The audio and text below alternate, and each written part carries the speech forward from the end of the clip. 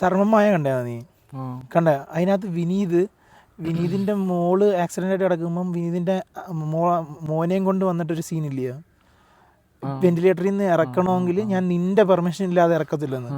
പിന്നെ ഭയങ്കരമായിട്ട് വിഷമിപ്പിച്ചതും ചിന്തിപ്പിച്ചതും ഒരു സീനാണ്. എന്ന് വെച്ച് കഴിഞ്ഞാൽ ഒന്ന് ആലോചിച്ച് നോക്കിയേ, അത്രയും അവൻ എത്ര വയസ്സ് കാണും? അവൻ +2 പോലും അല്ല. അത് ഞാൻ ആലോചിച്ചായിരുന്നു, പിന്നെ എന്തിന്റെ പുറത്താണ് അവനെ കൊണ്ട് ഡിസിഷൻ അന്നേരം ഞാൻ എന്താ ചിന്തിച്ചതെന്നറിയോ, പിന്നെ എനിക്കത് മനസ്സിലായി. അവൻ സ്നേഹിക്കുന്ന ഒരാളത്, അവൻ്റെ അനിയൻ ചേച്ചി എന്ന് വെച്ചാൽ ജീവനോടെ കാണുന്ന ഒരാളാണ്. ആയിക്കോട്ടെ ഇല്ലേക്കോട്ടെ, അനിയനാണ് അവൻ. അവൻ്റെ പെർമിഷൻ വേണ്ടായോ? അച്ഛനും അമ്മയും മാത്രം പെർമിഷൻ എടുത്താൽ പോരാ, അവൻ്റെ പെർമിഷനും വേണം. അവൻ സ്നേഹിക്കുന്ന ഒരാളാണ്.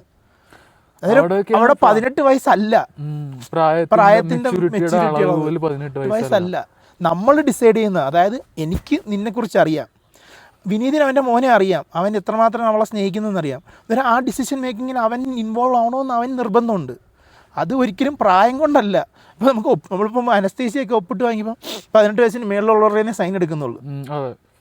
പക്ഷേ അതല്ല, അതൊക്കെ ഒരു റൂള് പടി കൊണ്ടുവന്ന കാര്യം. ആ സീൻ ഭയങ്കര